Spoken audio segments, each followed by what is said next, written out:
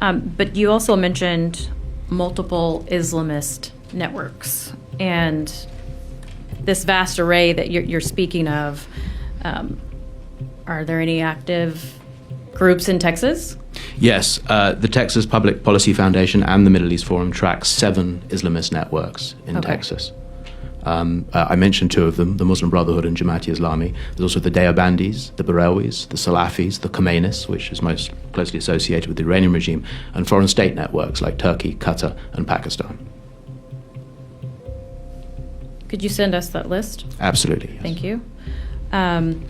And a lot of the examples I was looking through your written testimony as well, and you mentioned a lot of for-profit enterprises, but it seems like there's a lot of activity going on in the not-for-profit. Have you looked into those? Within the realm of non-profit. Sharia finance? Yes. Yes, the majority are for-profit. There are some non-profit organizations. I mentioned A Continuous Charity in Irving. That is a non-profit Sharia finance firm.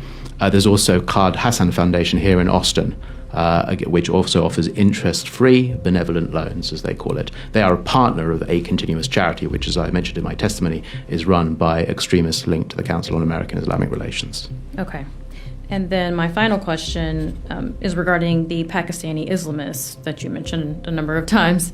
Tell me more about the ideological and financial links with Texas Islamic activists. I'm trying to understand how all this unfolds. This is a good question. There is a vast array of Pakistani political entities active down in Houston. Okay. The Pakistani political party, the PTI, which was recently in power under Imran Khan, maintains offices here in Texas, official representatives, official offices. Those offices are deeply intertwined with some of the Islamist movements I mentioned, particularly Jamaat-e-Islami, whose movement in Pakistan was a close friend of this political party while it was in power. Kashmiri terror organizations operate openly in Texas. The Jammu and Kashmir Liberation Front, for example, they moved their headquarters to Dallas from Kashmir a decade ago.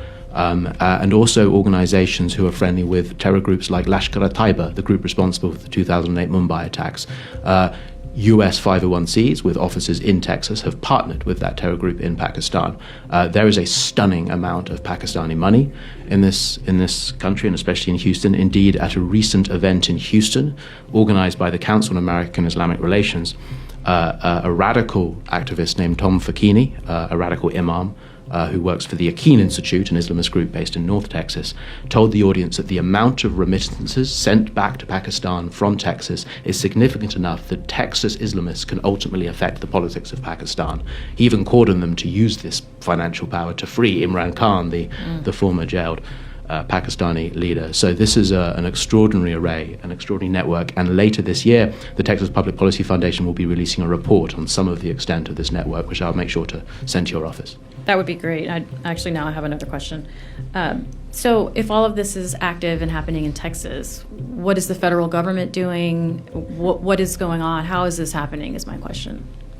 The federal government has struggled to deal with what is often called the non-violent Islamist threat.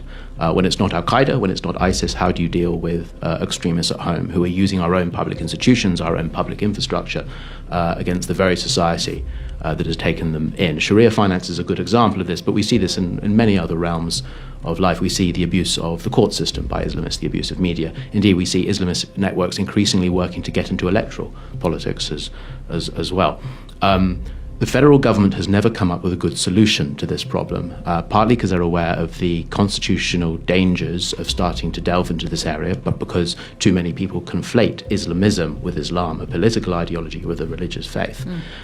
So I think it falls to Texas to come up with a solution. The federal government hasn't been able to. That doesn't mean we cannot. And I think Texas can find a solution to this, and we can be a blueprint to other states around the nation, and hopefully to other nations as well. This is a crucial issue which we just cannot get wrong, and I absolutely believe it's possible to do this and stay within the limits of the First Amendment.